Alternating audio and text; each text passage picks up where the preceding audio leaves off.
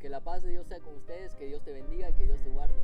En este video vamos a hablar acerca del sacrificio en la cruz y qué significa.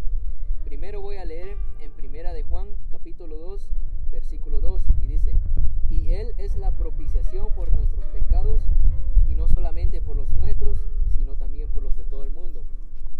La palabra propiciación en este contexto significa sacrificio o acto para remover la ira de Dios, porque la ira de Dios que nosotros merecíamos vino sobre Jesús en aquella cruz, porque la Biblia dice que el precio del pecado es la muerte, mas la dádiva de Dios es vida eterna en Cristo Jesús. Por eso cuando hablamos de que Jesús pagó el precio por nosotros, nos referimos a esto, porque el pecado tiene un precio y es la muerte.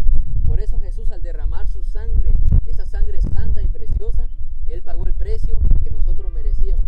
Y ahora Él nos libró del pecado para que ya no sigamos una vida de práctica del pecado, para que nosotros seamos libres del pecado y tengamos acceso a las promesas de Dios. En estos últimos tiempos el Señor ha estado hablando y haciendo un llamado a todas las personas. La palabra de Dios dice que el que a mí viene, yo no lo echo fuera, dice el Señor en su palabra. Por eso Dios a través de su palabra quiere hablarte a ti que estás viendo este video, que te acerques a Él, porque son los últimos tiempos que estamos viviendo y el Señor va a arrebatar su iglesia y quiere salvar a todo el mundo. Así que Él no quiere que nadie se pierda, sino que todos procedan al arrepentimiento. Por eso el Señor está hablando a través de esta palabra a tu vida. Y escucha lo que dice el libro de Isaías en el capítulo 53. Dice en el versículo 4: ciertamente llevó Él nuestras enfermedades, sufrió nuestros dolores, y nosotros le tuvimos por azotado, por herido por nuestros pecados, el castigo de nuestra paz fue sobre Él, y por su llaga fuimos nosotros curados. El Señor, la primera promesa que Él nos hace a través del sacrificio de Cristo es que Él nos quiere dar salvación, quiere darle salvación a tu alma, porque todo el que no sigue a Cristo, un castigo eterno le espera, dice la palabra.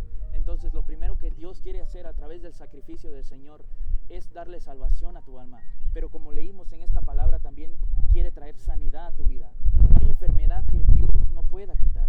Yo he visto las maravillas de Dios, los milagros que Dios hace en las personas, las sanidades que Dios hace en las personas. Y aunque la gente niegue el poder de Dios es real y trae esta bendición que Él quiere darnos también, que es la sanidad.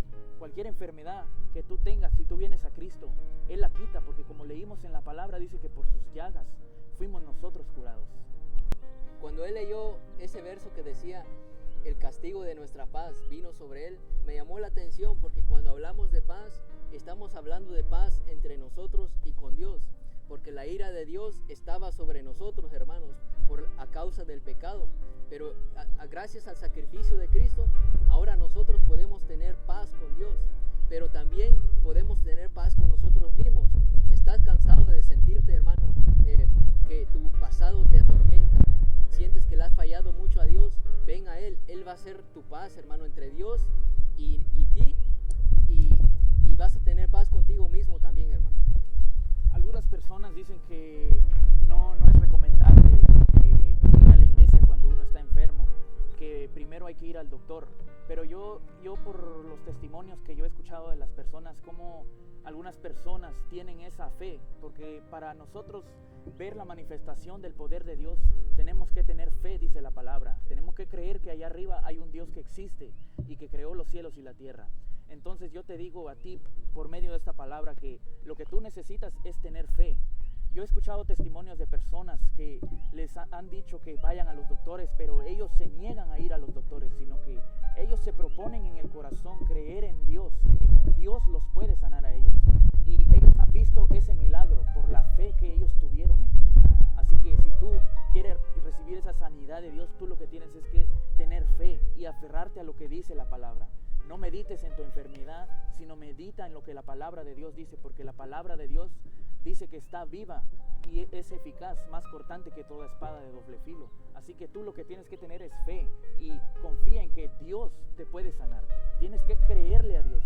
No solo tienes que creer en Dios, sino que tienes que creerle a Dios lo que Él puede hacer en tu vida y que el poder de Dios es real y se puede manifestar en ti. Ahora yo sé que esto suena difícil. ¿Cómo le puedo creer a Dios si yo no tengo fe? Pero no te preocupes, hermano.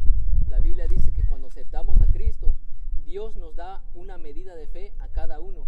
Así que si tú quieres ver un milagro y aceptas a Cristo, Dios te va a dar la fe necesaria para que suceda ese milagro que tú tanto anhelas, hermano.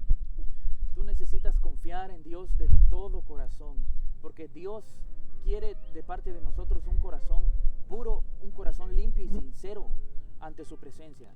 Que el pecado no te impida acercarte a Dios. El pecado no es un impedimento para acercarte a Dios, porque Él, si nosotros nos acercamos, Él nos perdona.